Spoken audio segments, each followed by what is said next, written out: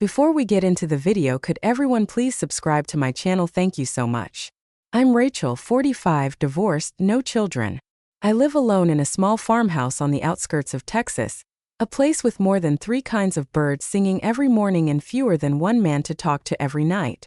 There's nothing particularly special about my life except for one thing. His name is Mason, 20 years old, the son of the dearest friend I've ever had. After a car accident 2 years ago, I became the only contact left in Mason's emergency file, so he moved in with me temporarily. Only that temporary has lasted nearly a year and a half. Mason goes to college in the nearby town. He's smart, composed, the kind of quiet that makes you want to speak more. That day I was just doing chores, specifically laundry. I pulled a hoodie out of the basket and saw a wrinkled pair of sweatpants Mason usually wore around the house. I shook them out gently, and then my fingers brushed against something firm, distinct, out of place. I froze. My hand didn't pull back right away. My brain replayed every societal lecture about not thinking that way, but I knew exactly what I had touched. And it was too ordinary to be reasonable, too unordinary to ignore. I dropped the sweatpants like they burned me, and then I laughed. Not a graceful laugh. A laugh born of embarrassment and nowhere to hide. I mumbled almost to soothe myself. Women my age don't get punished for dirty thoughts, right? As long as we don't act on them, we're still within bounds. I made myself a cup of tea, stared out the window, and told myself it was just a biological reflex. Everyone brushes up against something they shouldn't once in a while.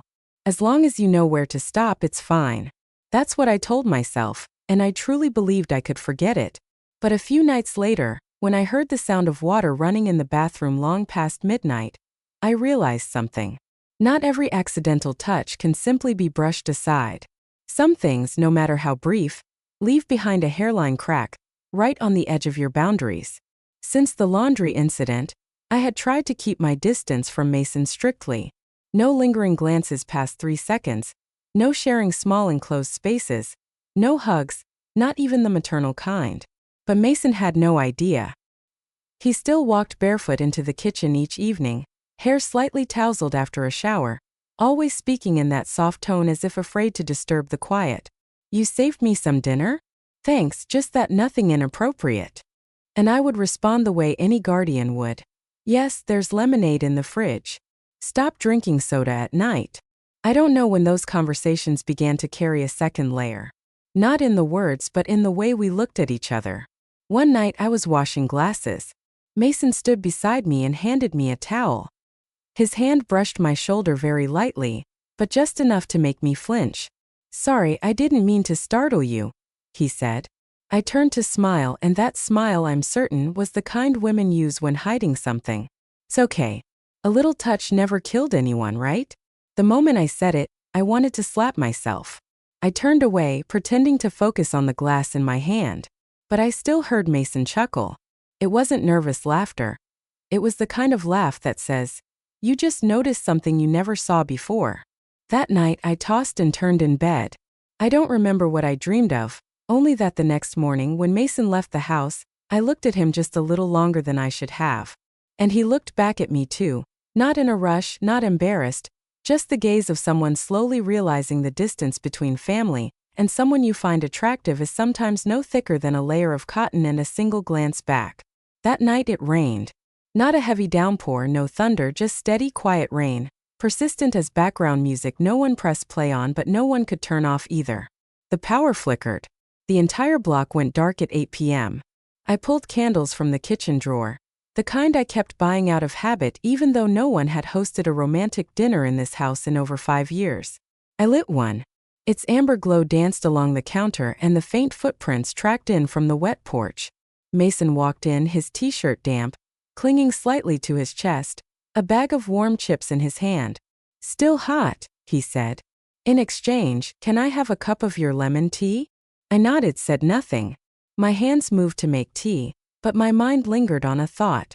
Why did his voice sound closer tonight? Not closer in distance, but closer to my heartbeat.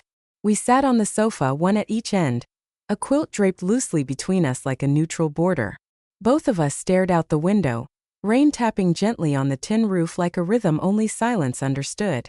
"Do you think there are some things people can only say when it's dark?" Mason asked. I turned toward him. He wasn't looking at me, just out into the night. I answered softly. Yeah, like how losing power reminds you how much you needed the light. He nodded slightly. And then, like a thread slipping loose from its knot, he said, have you ever found someone attractive when you weren't supposed to? My chest tightened, not from shock, but because I knew that feeling all too well. I wasn't planning to answer, but he turned toward me, his eyes locking directly with mine. No hesitation, no awkwardness, just the gaze of someone being completely honest. I swallowed hard. Yes, I said. Once, and I'm still trying to forget it. Mason didn't respond. He just tightened his grip on the edge of the quilt. A flash of lightning lit up the window. The slanted glow cut across his face just enough for me to catch the subtle movement of his nose as he exhaled. What if that person felt the same way? I turned away, didn't answer. Not because I didn't know, but because I was afraid. Afraid that if I opened my mouth, there would be no going back. Afraid that one rainy night might wash away every boundary. The rain hadn't stopped. Mason stood up, walked over to the cupboard and pulled out a thinner blanket. He draped it over the back of the chair, then sat down again a little closer. Not close enough to call it bold, but no longer far enough to pretend it was accidental. I lifted my cup of tea to my lips. My hand trembled slightly. He sat in silence for a long moment, then spoke more to himself than to me. I don't know when things started to shift. Maybe it was the moment I realized you didn't look at me like a kid anymore. I turned my head. He was looking directly at me. No masks, no pretense. I set my cup down. My body leaned forward slightly to hear better, or maybe just to be closer. I might be wrong, he said. But if I don't say it, I don't think I'll be able to sleep tonight. The words were so light, and yet they landed with the weight of someone standing at the very edge of a slick rooftop. Mason, I said, my voice breaking the silence, ready to stop him. But he leaned in closer, close enough that I could feel his breath against my cheek. One of my shoulders trembled slightly, but I didn't pull away. If just once, just for a moment, you wanted to believe that no one would know, that no one would judge, could this be that moment? I closed my eyes, didn't answer. And in that silence, so deep I could hear my own heartbeat pulsing in my ears, I felt his hand rest gently over mine. No pressure, no insistence, just there waiting.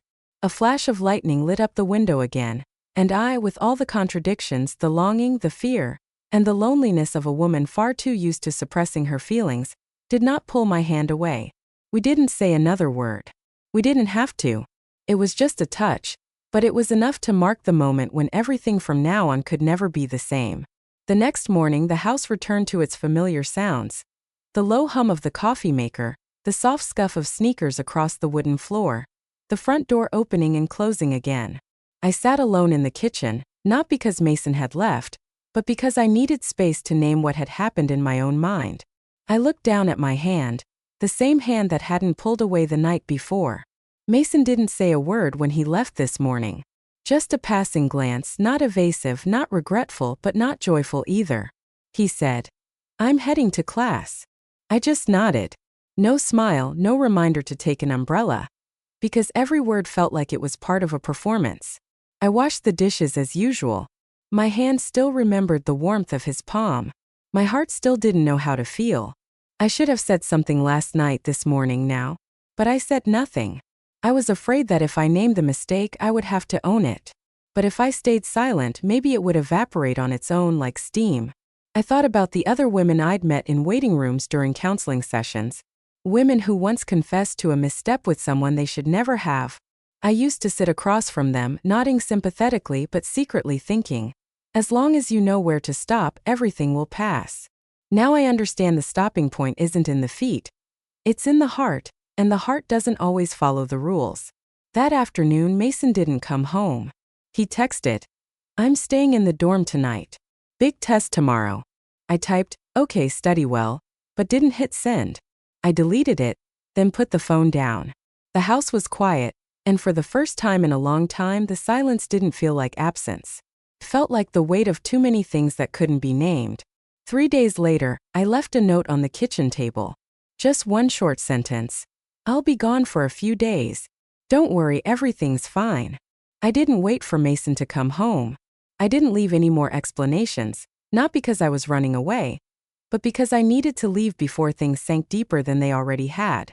I drove to my sister's house in Austin, the one who always asked why I never tried living for myself. Now I was doing exactly that, but not by following impulse, by choosing to stop. That night, I sat by the window holding a cup of tea.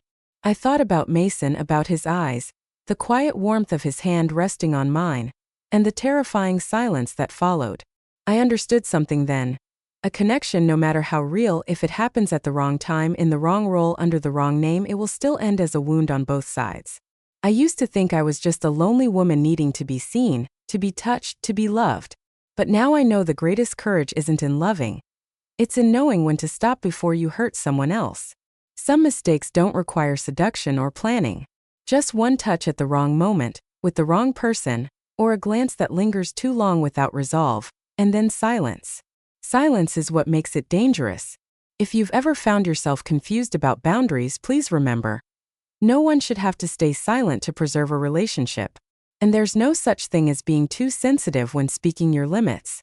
If you've ever stayed silent out of fear of disappointing someone, just leave a single in the comments. Not to tell, just to remind each other you're not alone. Don't forget to hit subscribe if you want more stories like this. Not perfect, but honest. And if you believe someone needs to hear this before they cross a line they can't return from, share it. Because sometimes a story told at the right moment is the last boundary standing between someone and their regret.